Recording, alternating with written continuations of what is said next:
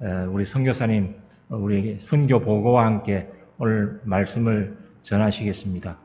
나오실 때 우리 오른손을 들어 할렐루야로 환영하시겠습니다. 할렐루야. 네, 반갑습니다. 한 4년 만에 뵙는 것 같습니다. 네, 그 식당에서 이제 점심을 먹었는데요. 우리 교회, 동성교회 식당밥 너무 맛있어요. 그리고 아까 커피숍에서 4년 전에 왔을 때는 그거 없었어요. 근데 이제 보니까 너무 좀 아름답고, 커피도 맛있고, 이렇게 환영해 주셔서 감사합니다. 부산은 제 고향 같아요. 제 고향같이 참 올 때마다 마음이 좋습니다. 왜냐하면 제 아내 서은성 선교사가 부산 충부동 출신이에요. 그래가지고 제가 1999년도에 저는 이제 전북 전주 출신인데요. 영남과 호남을 이제 화합을 이루겠다 막중한 국가적 사명을 띠고 결혼을 했습니다. 결혼하고 이제 1년 후에 이제 선교지로 갔는데요. 아무튼 부산이 참 좋습니다. 감사합니다. 니제리에서 이제 좀 저희가 현재 니제리에서 사역을 하고 있는데요. 니제리에서 사역하기 전에 제가 7년 동안 아프리카 가나에서 이제 교회 개척 사역을 했습니다. 가나에서도 여러분도 요즘 뜨는 대세 연예인 샘 오치리 씨 아시죠? 아프리카 그분이 가나에서 오셨는데 수도 아크라 쪽에서 오신 것 같더라고요. 저는 이제 거기서 한 1000km 떨어진 북쪽의 시골에서 이제 살면서 교회 개척 사역을 했었습니다. 그쪽에서 살 때 일입니다. 마을 사람들 99%가 모슬렘인데 조상신을 숭배하는 혼합된 민속 모슬렘입니다. 사하라 사막 이남의 대부분의 모슬렘들이 아프리카 전통 종교와 혼합된 신앙을 가지고 있습니다. 집안에 안 좋은 일이 일어나면 제일 먼저 조상신으로부터의 이 저주를 의심합니다. 상담받으러 마라부를 찾아갑니다. 복채를 지불해야 합니다. 마라부는 모슬렘 신앙과 결합된 이 아프리카 주술사입니다. 해결책으로 이 닭 제사를 제시합니다. 상담을 받은 사람은 제사에 쓸 닭 여러 마리를 이제 시장에 가서 구입을 하고 준비합니다. 닭의 목을 칼로 베입니다. 자르는 게 아니라 베요. 딱 베면 닭이 피를 흘리며 마당을 돌아다니다가 쓰러집니다. 이때 쓰러진 자세가 중요합니다. 만약 닭의 배가 땅을 향해 있으면 아직도 이 조상신이 화가 나 있다고 해석을 합니다. 연이어 닭의 목을 베입니다. 푸닥거리며 온몸을 비꼬는 이 닭이 마당 몇 바퀴를 이렇게 막 돌아다니다가 또 쓰러집니다. 아직도 배가 땅을 향해 있습니다. 닭이 쓰러질 때 이 배가 하늘을 향해야만 비로소 이 조상신의 분노가 풀렸다고 믿습니다. 그러니까 이거 자연스럽게 배가 하늘을 향할 때까지 계속 닭의 목을 뱁니다. 이들은 주술의 힘으로 삶에 닥친 문제를 해결하려고 합니다. 그러나 해결이 안 됩니다. 주술의 힘을 빌릴수록 오히려 어둠의 영에, 악한 영에 사로잡히는 그들을 보게 됩니다. 삶이 더 좌절스럽습니다. 우리에게도 많은 문제가 일어납니다. 폭풍우가 지나갑니다. 자식 문제의 폭풍우, 불안한 미래의 폭풍우, 부부 문제의 폭풍우, 금전 문제의 폭풍우, 사업 문제의 폭풍우, 건강 문제의 폭풍우 등이 우리를 무섭게 만듭니다. 좌절스럽게 만듭니다. 잠을 설치게 합니다. 그러나 오늘 본문은 우리에게 희망을 주고 있습니다. 성경은 우리에게 닥친 문제에 대해 구체적인 해결책을 제시해 주지 않지만 삶의 폭풍 앞에서 하나님의 말씀으로 용기와 믿음을 주고 있습니다. 오늘 우리는 본문을 살펴보면서 인생의 폭풍우가 밀려올 때 낭망 속에서 믿음과 용기를 얻는 저와 여러분이 되기를 원합니다. 한 가지 질문이 있습니다. 오늘 본문에 왜 예수님께서는 제자들에게 이 폭풍우를 만나게 하셨을까요? 아무 문제 없이 순조롭게 호수를 건너가게 하실 수 있었는데 말입니다. 본문 35절입니다. 제가 읽겠습니다. 그날 저물 때에 제자들에게 이르시되 우리가 저편으로 건너가자 하시니. 저편으로 건너가자 하시니. 호수 저편으로 건너가자 하시는 분이 누구예요? 예수님입니다. 갈릴리 호수는 이스라엘에서 두 번째로 큰 호수라 그래요. 그런데 이곳은 갑작스러운 광풍이 자주 일어나는 것으로 유명합니다. 때로 2m가 훨씬 넘는 파도를 동반한 폭풍으로 사람의 생명을 위협합니다. 이런 위험이 도사리고 있는 곳에 저편으로 건너가자시는 예수님의 말씀이 흥미롭습니다. 예수님께서는 갈릴리 호수의 이 잠재적 위험을 모르고 계셨을까요?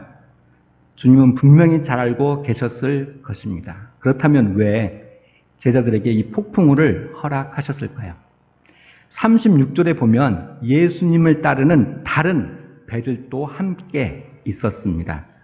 다시 말해서 지금 호수를 건너가자시는 예수님의 이 결정이 예수님의 제자들 뿐만 아니라 많은 사람들의 이 목숨을 위태롭게 하는 상황입니다. 보세요. 그 당시에 구명조끼가 있는 것도 아니고 또 이들을 구조할 수 있는 119 구조 요원들이 대기하고 있는 것도 아닙니다. 아무 대책 없이 호수를 건너자시는 예수님의 말씀이 무모해 보입니다. 그러나 예수님의 말씀은 무모하지 않았습니다. 폭풍우를 허락하신 이유가 있었습니다. 제자들과 예수님을 따르는 사람들을 죽음 직전까지 몰고 가신 그 이유가 있었습니다. 본문 35절 앞구절 보세요. 그날 저물 때, 그날이 무슨 날입니까? 마가복음 4장 1절에서 34절 그 상황입니다. 그날에 예수님은 배에 올라 앉으시고 바닷가에 모여 있는 큰 무리를 향해서 말씀을 가르치셨습니다. 야외 수업 시간입니다. 4가지 땅에 떨어진 씨 비유, 자라나는 씨 비유, 겨자씨 비유를 가르치셨습니다. 아침부터 오후까지 이어지는 열강으로 많이 지치셨습니다. 날이 저물면서 엄청난 피곤이 몰려왔습니다. 그렇지만 수업을 계속하기로 마음 먹었습니다. 이제는 제자들만을 위한 현장 실습 시간입니다. 말씀만 듣고 머리만 커져 있는 제자들을 원치 않으셨습니다. 주님을 향해 뜨거운 가슴을 가진 제자들을 원했습니다. 삶에 문제가 생겼을 때 참 믿음을 가졌는지 진정으로 누구를 의지하는지 보기를 원하셨습니다. 바로 이 이유 때문에 제자들이 호수를 건널 때 쉬운 길을 허락하지 않았습니다. 폭풍우를 허락하셨습니다. 올 3월 14일에 최대 시속 153km의 이 바람과 폭풍우를 동반한 사이클론 이다이, 아프리카에서는 이 태풍을 이 사이클론이라고 부릅니다. 아프리카 모잠비크 항구 도시 베리아를 강타했습니다. 약 260명이 사망했고 40만 명, 어마어마하죠? 40만 명이 집을 잃었습니다. 자고 있는데 지붕이 날아가 급히 피신한 사람도 많았습니다. 어떤 마을은 홍수를 피해서 마을 사람들이 나무에 올라가 구조될 때까지 꼬막 3일을 기다렸다고 합니다. 이 중에는 4개월 된 아기를 업고 피신한 엄마도 있었습니다. 위험에 노출된 아기는 결국 죽고 말았습니다.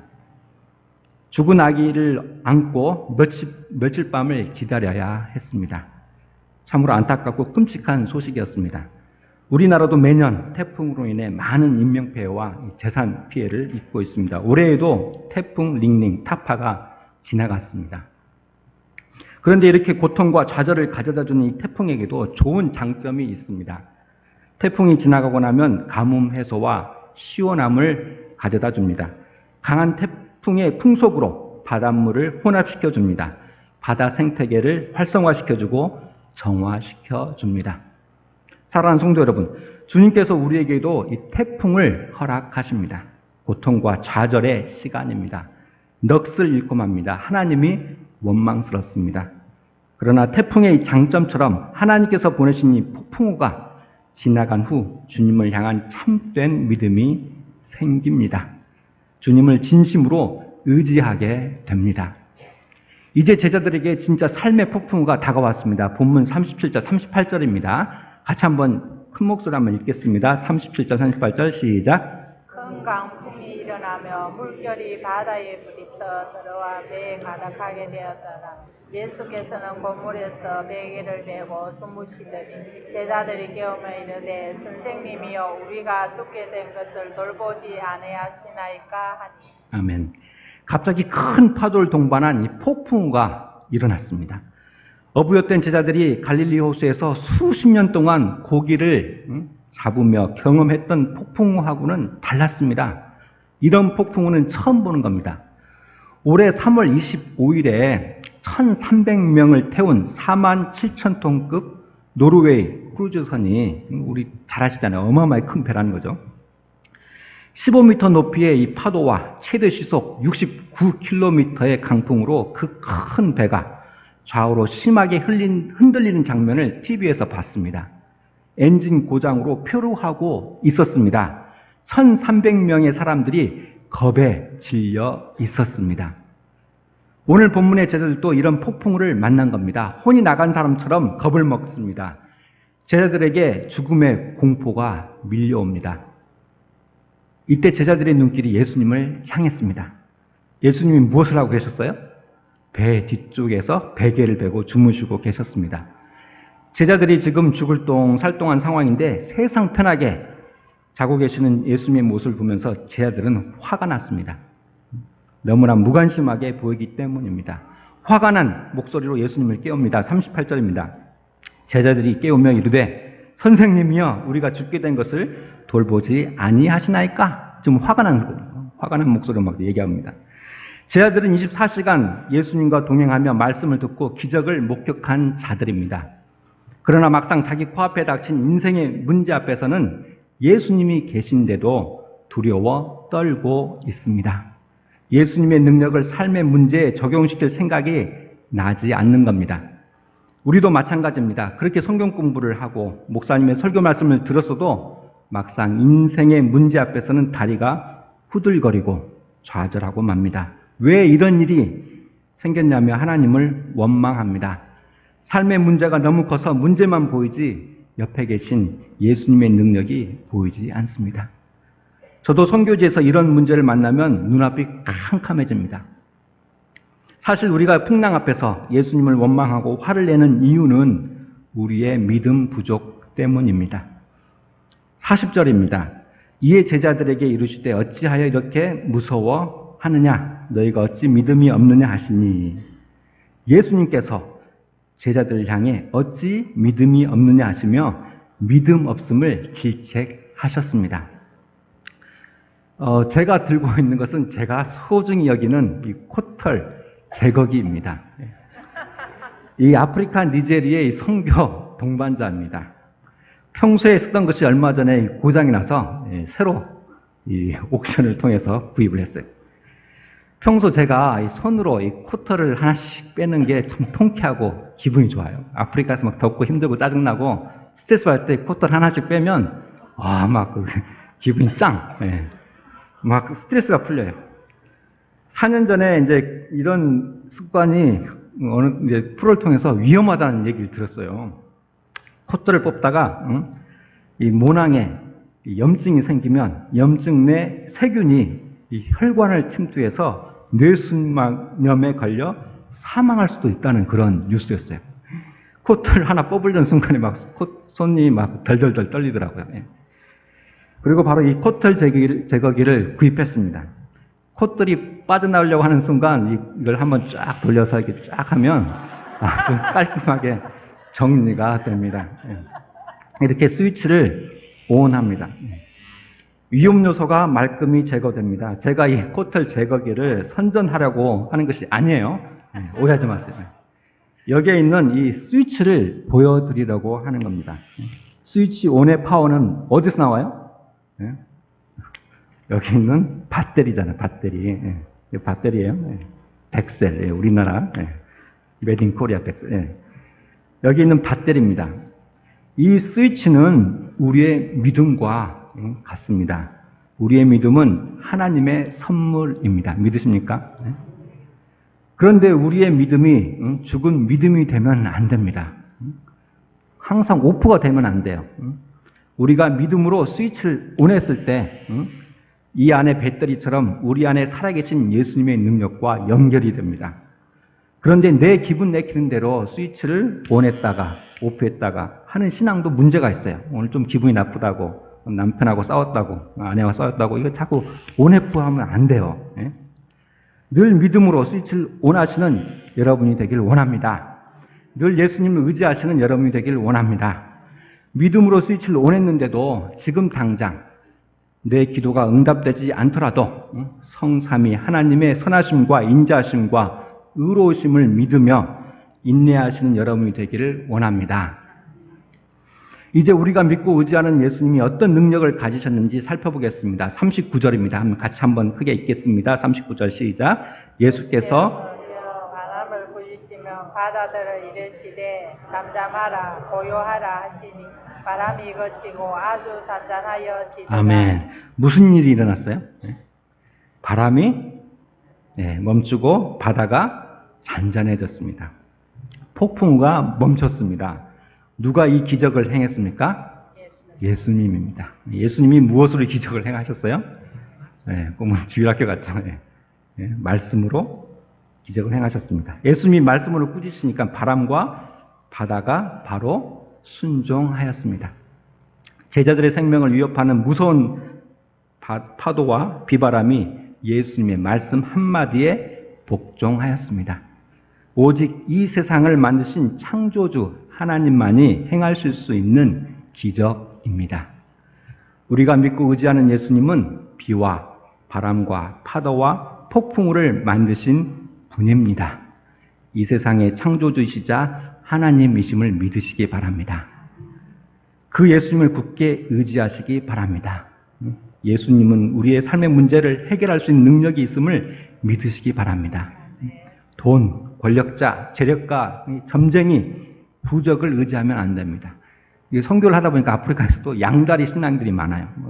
교회 다니면서도 주술사를 의지해요. 양다리 걸치면서 저녁에 아무도 안 보면 주술사를 찾아가고 부적을 받아와요.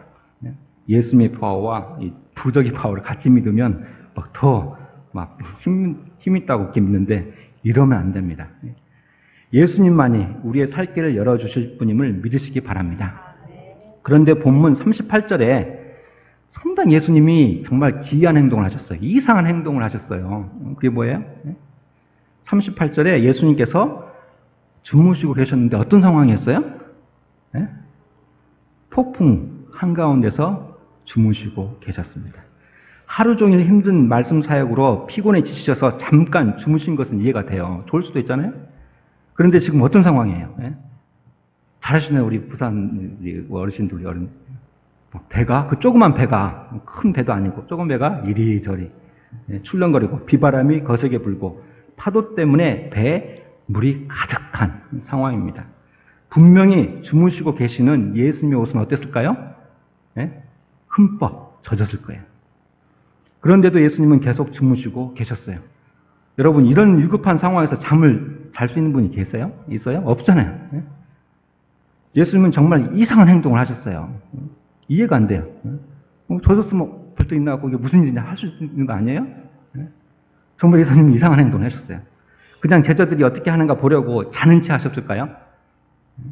제자 중에 베드로와 안드레가 아침에 미운 짓을 해서 골탕 먹이려고 작정하셨을까요? 예수님은 분명히 주무셨어요. 성경은 거짓말하는 책이 아니잖아요. 분명히 주무셨습니다. 그럼 예수님의 이 폭풍우 한가운데서 주무심이 무엇을 의미할까요? 예수님께서는 폭풍우 한가운데서도 엄마 품속에 아기처럼 평화롭게 주무셨습니다. 이런 예수님의 행동이 우리에게 큰 위로가 됩니다. 예수님께서는 성부 하나님의 지키심과 돌보심을 믿고 계셨습니다. 그러기에 성부 하나님의 품 안에서 평화롭게 주무실 수 있었습니다. 우리에게는 성삼위 하나님이 계십니다. 우리의 안전은 성부, 성자, 성령 하나님의 이 삼중 안전 벨트 안에 있음을 믿으시기 바랍니다. 사랑하는 성도 여러분, 하이델베르그 교리문답 제1문처럼 살아서나 죽어서나 우리의 유일한 위로가 무엇인지 아십니까? 우리의 유일한 위로는 우리가 우리의 것이 아니고 우리의 몸과 영혼이 우리의 신실하신 구주 예수 그리스도의 것이라는 사실입니다. 예수님은 자신의 귀한 피값으로 우리를 사셨습니다. 예수님을 위해 피를 흘리신 예수님이 우리를 폭풍우 한가운데서 죽도록 내버려 두실까요? 참 인간이신 예수님은 우리의 고통과 눈물과 어려움을 잘 이해하고 계십니다. 우리와 함께 눈물을 흘리십니다. 그 눈물을 닦아주시는 예수님이십니다. 그리고 우리의 어려움을 위해 일하시는 분입니다. 문제를 해결할 수 있는 능력을 가지신 분입니다. 우리의 몸과 영혼이 예수님의 것이기 때문입니다. 바로 이 사실과 믿음이 우리가 인생의 폭풍우 가운데서 낙심과 좌절을 하더라도 다시 일어설 수 있는 믿음과 용기가 되는 줄 믿습니다. 예수님만이 우리의 살 길임을 믿으시기 바랍니다. 사랑하는 성도 여러분, 우리 구주 예수님은 지금 배 안에서 승객으로 계신 것이 아닙니다. 주님은 배의 선장으로 계십니다. 배의 키를 붙잡고 우리의 인생과 삶을 인도하고 계십니다. 여러분께서 현재 폭풍우 한가운데 계시다면 선장 되신 예수님을 더욱 의지하시기 바랍니다. 다시 가나 북부 시골에 살 때 이야기예요. 제가 살던 마을이 쿠부구라는 이름의 마을인데요. 어느 날 약 15km 떨어진 이 보건소에서 인편으로 긴급 연락이 왔습니다. 전기, 수도, 핸드폰이 터지지 않는 그런 시골적이었어요.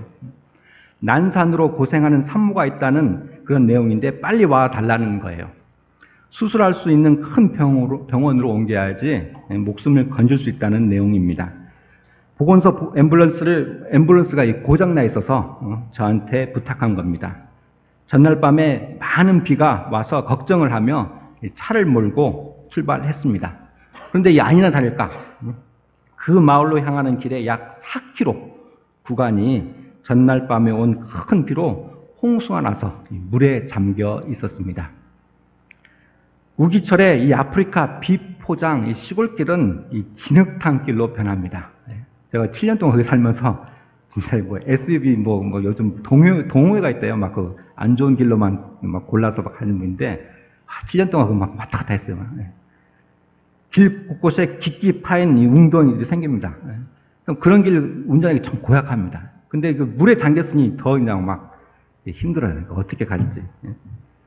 상황이 난간합니다. 길을 분간할 수가 없습니다. 무릎 높이까지 이 물로 차 있는 상황이라서 이 숨어 있는 진흙 구간에 차가 처박히게 되면 오도 가도 못하는 그런 상황이 될 수 있습니다. 자칫하다가 더 깊은 웅덩이로 빠지면 이 공기 엔진, 엔진의 공기 흡입기로 이 물이 들어가면 완전히 엔진 망가지는 거잖아요. 제가 빨리 도착하지 않으면 산모가 위협하기에 마음이 더 다급해졌습니다. 그때 자전거를 끌고 물에 잠긴 길을 건너오는 사람을 보았습니다. 낯익은 마을 주민입니다. 상황을 설명하니 이분이 하는 말이 자기가 길을 안 나겠다는 겁니다. 무슨 말이냐면 길이 물에 잠겨 있어도 자신이 이 길을 잘 아니까 진흙 구간과 웅덩이를 피해 길을 안내할 수 있다는 겁니다. 그분의 자전거를 그 픽업차 뒤에 실었습니다. 그분을 차량 앞좌석에 앉히고 기도하고 출발했습니다. 옆에서 막 얘기하는 거죠. 오른쪽으로! 핸들도 오른쪽으로 확 들고, 왼쪽으로 하면 왼쪽으로 확 들고, 청지! 거기 아니야 하면 또 확 브레이크 밟고, 천천히 다시 오른쪽으로, 아니, 거기 쪽 말고! 4km 이렇게 하는데, 식은땀이 막 나오더라고요. 정말 손이, 땀이 날 정도로 아슬아슬한 그런 상황이었습니다. 그분의 인도로 물에 잠긴 그 구간을 안전하게 빠져 나왔습니다. 정말 그 마을 주민은 저와 그 산모에게 이 구세주와 같은 존재였습니다. 인생 여정의 길을 걷다 보면 또 여기 나이 많으신 우리 권사님, 장로님 또 어르신들 계시잖아요. 저보다 더 많은 인생의 경험을 가진 분들. 폭풍우처럼 정말 인생 여정을 길 걷다 보면 폭풍우처럼 우리 앞에 수많은 장애물들이 나타나잖아요. 쉽게 구분할 수 있는 장애물도 있고 구별하기 힘든 장애물도 있습니다. 또는 물에 잠긴 길처럼 우리가 가는 길이 아예 보이지 않을 수도 있습니다. 걱정되고 당황스럽습니다. 그러나 안심하십시오. 길이요, 진리요, 생명 되신 예수님이 우리 인생 여정의 길에 함께 하십니다. 제가 만났던 그 마을분의 인도처럼 예수님은 우리의 인도자 되심을 믿으시기 바랍니다. 이사야 43장 2절 말씀을 제가 읽겠습니다. 내가 물 가운데로 지날 때 내가 너와 함께 할 것이라. 강을 건널 때 물이 너를 침몰하지 못할 것이며 내가 불 가운데로 지날 때 타지도 아니할 것이요 불꽃이 너를 사르지도 못하리니. 아멘. 사랑하는 성도 여러분, 예수님은 우리가 예수님을 믿고 따르면 우리 인생에 폭풍과 사라질 것이라고 약속하지 않았어요. 참 예수님의 제자로 살다 보면 더 많은 폭풍과 밀려올 수도 있습니다.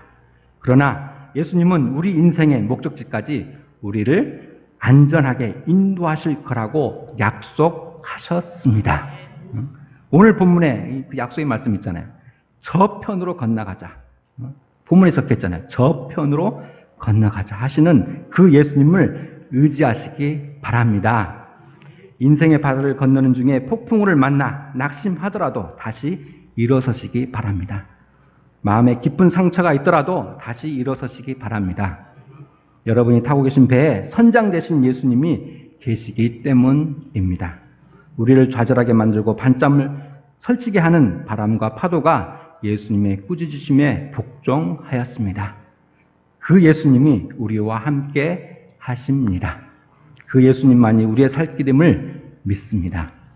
하나님이 우리에게 폭풍을 보내신 이유는 폭풍우를 통해서 우리의 믿음을 테스트해 보시기 위함입니다. 폭풍우는 예수님을 제대로 믿는 사람과 그렇지 않는 사람을 쉽게 구분해 줍니다. 예수님을 제대로 믿는 사람은 주저앉지 않습니다. 주저앉을 수 있어요. 그러나 주저앉지 않죠. 거기서 머물지 않아요. 낙심하더라도 다시 예수님을 찾습니다. 낙심하더라도 더욱더 예수님을 붙잡게 됩니다. 예수님만이 나의 살 길임을 더욱 믿게 됩니다. 사랑하는 성도 여러분, 폭풍우를 통해 우리의 믿음이 더 굳건히 성장하는 저와 여러분이 되기를 원합니다. 폭풍우는 언젠간 지나가게 되어 있습니다. 폭풍우가 지나고 나면 하나님의 말씀과 믿음 위에 더 굳건히 서게 될 저와 여러분이 되실 줄 믿습니다. 우리 다 같이 한 1분 정도 오늘 들은 말씀을 생각하면서 우리 합심으로 한번 기도하는 시간을 갖겠습니다. 기도하시겠습니다. 참 좋으신 하나님 아버지 감사합니다. 오늘 들은 말씀처럼 정말 저편으로 건너가자 하시는 그 예수님을 바라볼 수 있도록 주님 인도하여 주시옵소서. 주께서 아버지 하나님 우리에게 믿음을 주시고 이 험하고 힘든 이 상황들을 이겨낼 수 있도록 주님 도와주시옵소서. 주님 은혜를 주시옵소서. 아버지 하나님께서 은혜를 주시고 우리에게 믿음을 주시고 아버지 하며 이 상황들을 이겨낼 수 있는 아버지 하나님 되실 수 있도록 주님 도와주시옵소서. 하나님 도와주시옵소서. 주님을 바라봅니다. 이끌어 주시옵소서. 주님 감사합니다. 주님 도와주시옵소서. 오 주님 도와주시옵소서. 축복합니다. 주님 감사합니다. 아버지 하나님 감사합니다. 주님 도와주시옵소서. 주님 감사합니다. 주님 도와주시옵소서. 주님 도와주시옵소서. 주님 감사합니다. 주님 바라보며 나오게 해주시옵소서. 참 좋으신 하나님 아버지, 정말 우리가 삶을 살아가면서 정말 수많은 폭풍우가 지나갑니다. 때로는 정말 폭풍 가운데 있을 수도 있습니다. 그러나 오늘 말씀에 저편으로 건너가자 하시는 그 예수 그리스도를 바라보며 살아갈 수 있도록 도와주시옵소서. 믿음을 주시옵소서. 그 예수님으로 인해 우리 폭풍우를 이겨낼 수 있도록 주님 도와주시옵소서. 예수 그리스도의 그 십자가의 은혜, 사랑, 그 은혜를 믿으며 나의 구주 되시는 그 주님을 늘 의지하며 살아가는 저희들이 될 수 있도록 인도하여 주시옵소서. 예수님의 이름으로 기도리옵나이다. 아멘. 니제리에 있는 이 모슬렘 한 영혼을 구원하기 위해서 기도와 물질로 후원해 주시는 우리 박준영 우리 담임 목사님과 우리 원로 목사님 또 성도님께 깊은 감사를 드립니다. 제가 지난주죠 우리 새로 부임하신 우리 담임 목사님 박준영 목사님 만나 뵀는데 너무 좋으시더라고요. 너무 참 저희 아내랑 같이 그때 내려왔었는데요. 많은 얘기를 나누면서 섬기시고 좀 겸손히 섬기시고 또 교회를 위한 뜨거운 가슴과 예수 그리스도를 향한 뜨거운 가슴 가신 우리 목사님 보면서 많이 도전이 되고 너무 감사한 시간을 가졌습니다. 그리고 오늘 또 우리 사모님 뵀는데 너무 좀 미인이시고 너무 좋으시더라고요. 우리 기자 출신이시더라고요. 네, 너무 반가웠습니다. 기도와 물질로 이렇게 후원해주신 우리 담임 목사님과 또 장로님, 또 권사님, 또 성도님께 깊은 감사를 드립니다. 로마서 10장 13절 15절 말씀 제가 한번 읽겠습니다. 누구든지 주의 이름을 부르는 자는 구원을 받으리라. 그런즉 그들이 믿지 아니하는 일을 어찌 부르리요? 듣지도 못한 일을 어찌 믿으리요? 전파하는 자가 없이 어찌 들으리요? 보내심을 받지 아니하였으면 어찌 전파하리요? 기록된 말은 또다 좋은 소식을 전하는 자들의 발이함과 같으니라. 아멘. 니제르라는 나라가 생소하실 겁니다. 니제르요. 나이지리아가 아니라 니제르. 예. 니제르는 서부 아프리카에 위치한 나이지리아와 또 리비아 아시죠? 예. 리비아 중간에 있습니다. 사라 사막이 펼쳐져 있는 땅입니다. 프랑스 식민지였어요. 그래서 공용어가 프랑스어입니다. 그래서 제가 이제 불어를 배워서 뭐 잘하진 않지만 이렇게 불어 배워서 이제 이렇게 사역을 하고 있습니다. 인구의 98%가 이 무슬림입니다. 현재 니제르의 대부분 지역은 이 니제르 북부에서 활동하는 이 IS 무장 이 테러리스트의 위협과 남동부에서 활동하는 이 보코하람의 위협 가운데 여러 니제르 군인과 경찰들이 이들과 싸우다 죽고 있습니다. 3년 전에 한 미국 선교사가 납치되어서 지금도 그 행방을 모르고 있는 상태입니다. 얼마 전에는 이 카톨릭 신부도 납치되었습니다. 무슬림 극단주의 테러리스트로부터 니질에서 사역하는 선교사들과 또 지역 교회들과 니제르 목사님들의 안전을 위해서 기도해 주시기 바랍니다. 니제르는 참 더운 나라입니다. 가장 더운 계절에는 보통 바깥 온도가 53도예요. 53도. 실내 온도가 39도입니다. 참 상상을 초월하는 더위입니다.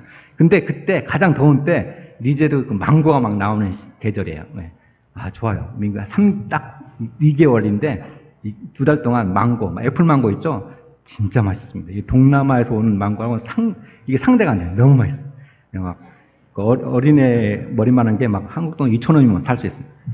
그때는 참 위로가 돼요. 막 더위 때문에 미쳐가다가도 망고를 보면서 막 위로를 막 받습니다. 그때는 막 집안 전체가 사우나 찜질방이 됩니다. 만지면 막 모든 가구가 뜨겁습니다. 몸 전체에 종종 막 땀띠가 생겨서 온 가족이 막 고생을 하기도 합니다. 이 품질 좋은 거 빼고는 웬만한 이 플라스틱이나 이 고무, 비닐 등이 1년 정도 지나면 막 삭아져요. 삭고 막 부셔집니다. 현재 발전소가 없어서 옆나라 나이지리아에서 전기를 수입해서 옵니다. 전기세가 비싸서 이 마음대로 에어컨을 틀 수가 없어요. 전기세 아끼기 위해 아주 더운 계절에만 이 저녁 10시에서부터 새벽 5시에 켭니다. 에어컨이 없으면 습도가 막 그때 올라가니까 잠을 잘 수가 없어요. 막 우리나라 같이 어떤 그 열대야가 막 3개월, 4개월 막 지속된다고 생각하시면 돼요. 가장 더운 때. 평소에는 주로 천장에 달린 이 선풍기를 주로 이용합니다. 그런데 선풍기를 돌려도 막 뜨거운 발이 막 나와요. 쉽지가 않아요. 또 그때 막 정전도 다 됩니다. 막 하루도 한 10번 막 전기 들어왔다 나왔다 막 해요. 저희는 이곳에서 이 무슬림들에게 저희 아내와 서은성 선교사 저는 무슬림들에게 복음을 전하고 있습니다. 주로 무슬림 청년들입니다. 어릴 때부터 이들은 이 모스크의 그 이맘들에게 이 세뇌 교육을 받아오고 있습니다. 예수님은 단지 이 코란의 여러 예언자 중에 한 사람이라는 것과 예수님의 십자가 죽으심과 부활과 신성을 부인하는 교육을 받아왔습니다. 이런 세뇌 교육을 받아온 무슬림 영혼들을 향해서 복음으로 영혼의 문을 두드리고 흔들고 발로 차는 사역을 하고 있습니다. 로마서 10장 말씀처럼 주의 이름을 부르는 이 모슬렘 영혼들에게 구원이 임할 것을 믿고 더디고 힘들지만 인내하면서 계속 말씀에 씨앗을 뿌리고 있습니다. 예수 믿겠다고 나오는 사람들이 진짜 없어요. 힘들어요. 그렇지만 힘든 가운데서도 낙심이 되는 가운데서도 한 3명 정도가 그동안 예수 믿겠다고 하는데도 1, 2년 지나니까 다시 돌아가더라고요. 그러니까 핍박이 무섭고 마을, 교회가 없는 이제 자기 무슬림 마을에서 자기가 예수 믿는다고 하면 이제 막 거기서 받을 핍박과 환란과 어떤 추방 그것이 무서워가지고 결국은 다시 이제 옛날 종교로 돌아가게 되더라고요. 아무튼 저는 그곳에서 철저히 이 무슬림들과 이 관계 형성을 통해서 친구가 되면서 그 상황에서 이제 1대1로 복음을 전하고 있습니다. 4분짜리 선거 영상을 보시겠습니다. 너의 우편에 그늘 되시니 낮의 해와 밤의 달도 너를 해치 못하리. 하나님은 너를 지키시는 자 너의 환난을 면케하시니 그가 너를 지키시리라. 너의 출입을 지키시리라.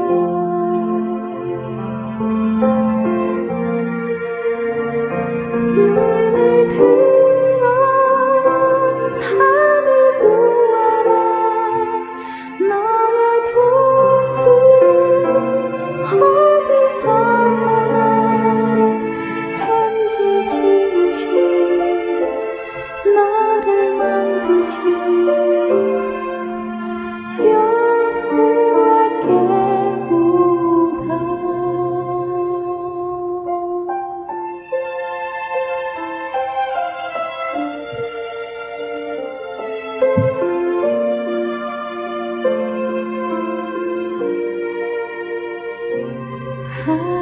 하나님은 너를 지키시는 자 너의 우편에 그늘 되시니 낮의 해와 밤의 달도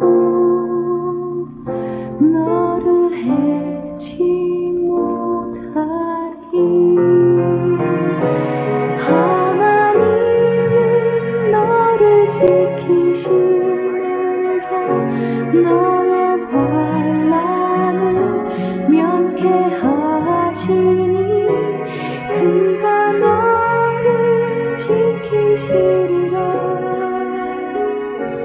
너의 출입을 지키시리라.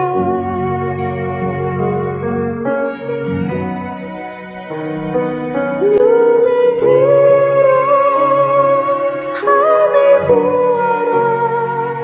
너의 도움 어디서 오나. 천지 지으신 너를 만드신 여호와께로다. 눈을 들어 산을 보아라. 너의 도움 어디서 오나. 천지 지으신 너를 만드신 여호와께로다.